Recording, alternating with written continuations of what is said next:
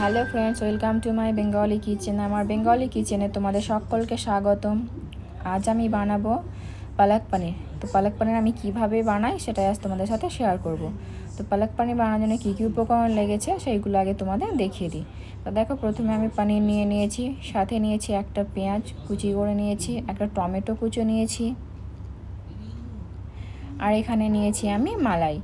এখানে মালাই নিয়েছি, তোমরা চাইলে এখানে ক্রিম নিতে পারো, কিন্তু আমি এখানে মালাই নিয়েছি।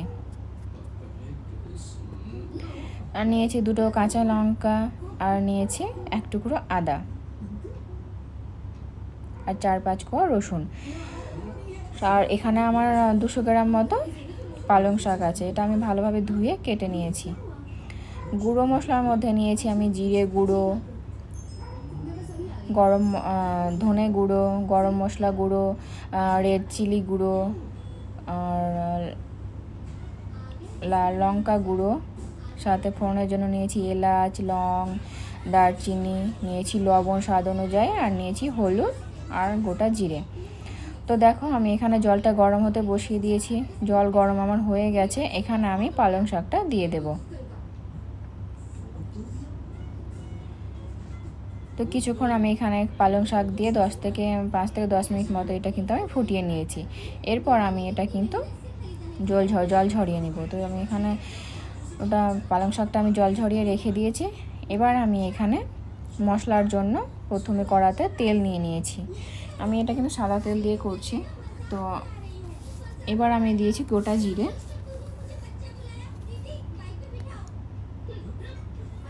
দিয়েছি হচ্ছে এলাচ, দারচিনি, লং। এটা হালকা ভাজা হয়ে গেলে আমি এখানে যে পেঁয়াজ কুচিটা নিয়েছিলাম সেটা আমি এখানে দিয়ে দেব।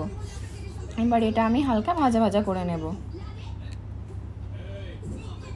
হালকা ভাজা হয়ে গেছে, এবার আমি এখানে দুটো চেরা কাঁচা লঙ্কা,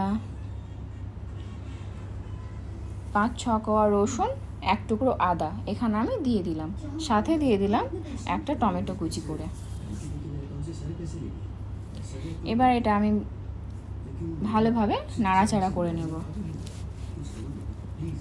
তো দেখো, এটা কিন্তু ভালোভাবে অনেকটা ভাজা হয়ে এসেছে। এবার এখানে আমি সামান্য পরিমাণে জল অ্যাড করে দিলাম।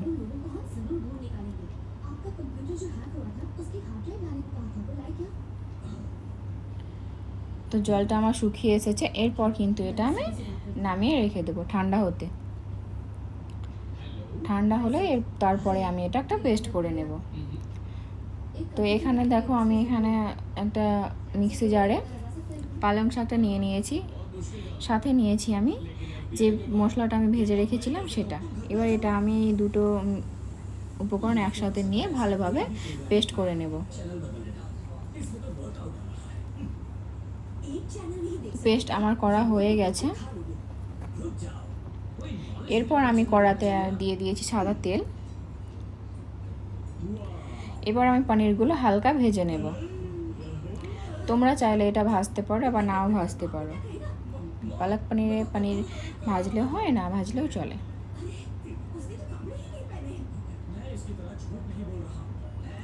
পনিরটা আমার হালকা ভাজা হয়ে গেছে, এবার আমি পনিরগুলো তুলে নেব।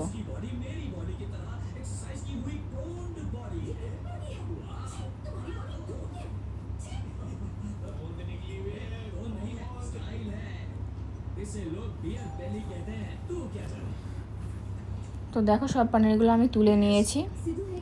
আমি সেম তেলে কিন্তু এখানে বাকি উপকরণগুলো অ্যাড করে দেবো। আজ কিন্তু এখানে আমি একদম কমিয়ে দিয়েছি।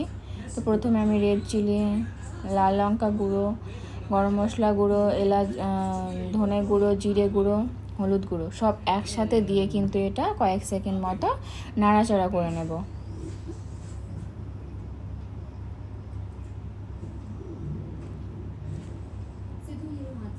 তো দেখো, এটা কিন্তু নাড়াচাড়া করে নিয়েছি আমি। এটা থেকে কিন্তু খুব একটা সুন্দর গন্ধ বেরোচ্ছে। এরপরই কিন্তু এখানে আমি অ্যাড করব যে পালং শাক আর ভাজা মশলার যে আমি একটা পেস্ট বানিয়ে নিয়েছিলাম, সেই পেস্টটা কিন্তু এখানে অ্যাড করে দেব। তো দেখো, পেস্ট কিন্তু আমি এখানে অ্যাড করে দিয়েছি। এবার কিন্তু এটা খুব ভালোভাবে নাড়াচাড়া করে নিতে হবে। সাবধান, কিন্তু এটা নাড়াচাড়ার সময় কিন্তু একটু সাবধানভাবে নাড়াচাড়া করতে হবে, এটা কিন্তু খুব ছিটকায়।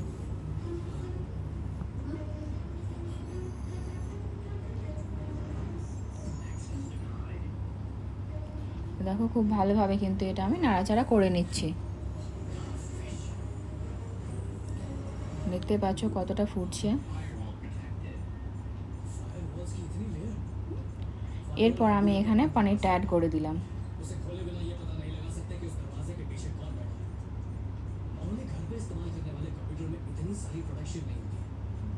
পনির দিয়েও এটা আমি খুব ভালোভাবে নাড়াচাড়া করে নিচ্ছি।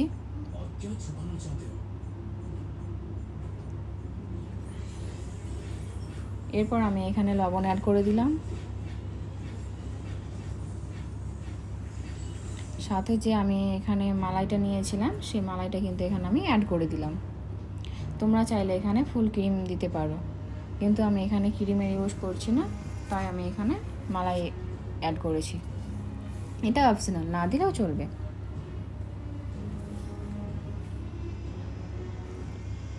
তো দেখো পনির কিন্তু আমার অনেকটাই হয়ে এসেছে। তো কেমন লাগলো রেসিপিটা কমেন্ট করে অবশ্যই বলো, আর ভালো লাগলে লাইক শেয়ার করে দিও, আর লাইক শেয়ার করে দিও, আর সাবস্ক্রাইব করে দিও।